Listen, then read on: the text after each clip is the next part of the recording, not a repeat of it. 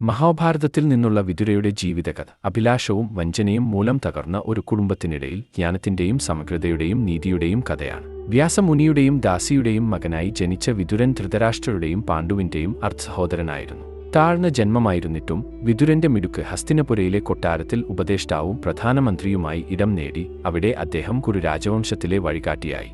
അചഞ്ചലമായ നീതിബോധത്തിന് പേരുകേട്ട വിതുരൻ അഴിമതി നിറഞ്ഞ ഒരു കോടതിയിൽ സത്യം പറയുന്നവനായിരുന്നു. ധൃതരാഷ്ട്ര രാജാവിനെയും പുത്രന്മാരെയും ധർമ്മത്തിലേക്ക് നയിക്കാൻ അദ്ദേഹം നിരന്തരം ശ്രമിച്ചു. പ്രത്യേകിച്ച് ദുര്യോധനന്റെ ദ്രോഹകരമായ പദ്ധതികളെക്കുറിച്ച് മുന്നറിയിപ്പ് നൽകി. ആസന്നമായ ദുരന്തം മുൻകൂട്ടി കണ്ടതും കുടുംബം ധാർമ്മികമായ അധപതനത്തിലേക്ക് കൂപ്പുകുത്തുന്നത് തടയാൻ ശ്രമിച്ചതും പലപ്പോഴും വിജയിച്ചില്ല. കൗരവർ പാണ്ഡവരെ ജീവനോടെ ദഹിപ്പിക്കാൻ ഗൂഢാലോചന നടത്തിയപ്പോൾ വിതുരൻ അവർക്ക് അപകടത്തെക്കുറിച്ച് മുന്നറിയിപ്പ് നൽകി. എന്നാൽ അദ്ദേഹത്തിന്റെ ഉപദേശം അവഗണിക്കപ്പെട്ടു. പാണ്ഡവരെ അപമാനിക്കാൻ പകിടകളി നടത്തിയപ്പോൾ വിതുരൻ അതിനെ ശക്തമായി എതിർത്തു. അത് ദുരന്തത്തിലേക്ക് നയിക്കുമെന്ന് മനസ്സിലാക്കി. അദ്ദേഹത്തിന്റെ ജ്ഞാനവും ഉപദേശവും ഉണ്ടായിരുന്നിട്ടും കോടതി അവനെ അവഗണിക്കാൻ തീരുമാനിച്ചു. ഇത് പാണ്ഡവരുടെ വനവാസത്തിലേക്കും മഹായുദ്ധത്തിന്റെ തുടക്കത്തിലേക്കും നയിച്ചു. മുഴുവൻ അഗ്നിപരീക്ഷയിലുടനീളം വിതുരന്റെ പങ്ക് സ്ഥിരതയുള്ളതായിരുന്നു. ധർമ്മം, സത്യം, നീതി എന്നിവയോടുള്ള പ്രതിബദ്ധത അദ്ദേഹം ഒരിക്കലും ഉപേക്ഷിച്ചില്ല. അസുഖകരമായ സത്യങ്ങൾ സ്ഥിതിഗതികളെ തകിടം മറിക്കുമ്പോഴും സംസാരിക്കാൻ അദ്ദേഹം ഭയപ്പെട്ടില്ല. ധൃതരാഷ്ട്രൻ തന്റെ ഭരണത്തിൽ ഉറച്ചുനിൽക്കാനും നീതിമാനായിരിക്കാനും ഉപദേശിച്ചാലും പാണ്ഡവരുടെ സിംഹാസനത്തിന്റെ അവകാശവാദങ്ങൾ അവഗണിക്കുന്നതിന്റെ വിനാശകരമായ പ്രത്യാഘാതങ്ങളെക്കുറിച്ച് മുന്നറിയിപ്പ് നൽകിയാലും അവന്റെ ധാർമ്മിക കുലുങ്ങിയില്ല. വിതുരയുടെ ബുദ്ധി സമാനതകളില്ലാത്തതായിരുന്നു. ഭരണം, ധാർമ്മികത, മനുഷ്യ സ്വഭാവം എന്നിവയെക്കുറിച്ചുള്ള അദ്ദേഹത്തിന്റെ പഠിപ്പിക്കലുകൾ ഇന്ത്യൻ തത്വചിന്തയിൽ ബഹുമാനിക്കപ്പെടുന്നു.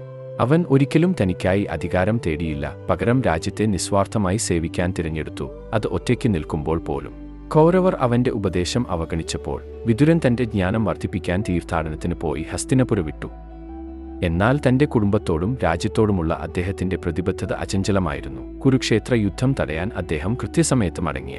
യുദ്ധത്തിന് മുമ്പായി വിതുരൻ യുക്തിയുടെ ഏകശബ്ദമായി നിന്നു, സമാധാനത്തിന് ആഹ്വാനം ചെയ്തു.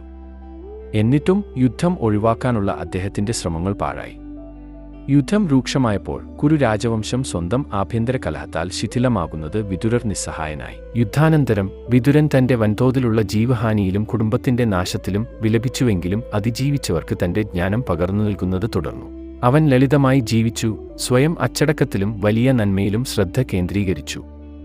പ്രലോഭനവും വഞ്ചനയും യുദ്ധവും നിറഞ്ഞ ലോകത്തിലും ഒരാൾക്ക് എങ്ങനെ നീതിയിൽ ഉറച്ചു നിൽക്കാം എന്നതിന്റെ ഉജ്ജ്വലമായ ഉദാഹരണമായിരുന്നു വിതുരന്റെ ജീവിതം. അദ്ദേഹത്തിന്റെ പൈതൃകം വ്യക്തത, ജ്ഞാനം, ധർമ്മത്തോടുള്ള അചഞ്ചലമായ പ്രതിബദ്ധത എന്നിവയാണ് അരാജകത്വത്തിന്റെ സമയങ്ങളിൽ ഇരുട്ടിലൂടെ നമ്മെ നയിക്കാൻ കഴിയുന്നത് സത്യത്തിന്റെയും നീതിയുടെയും ശബ്ദമാണെന്ന ശാശ്വതമായ ഓർമ്മപ്പെടുത്തൽ.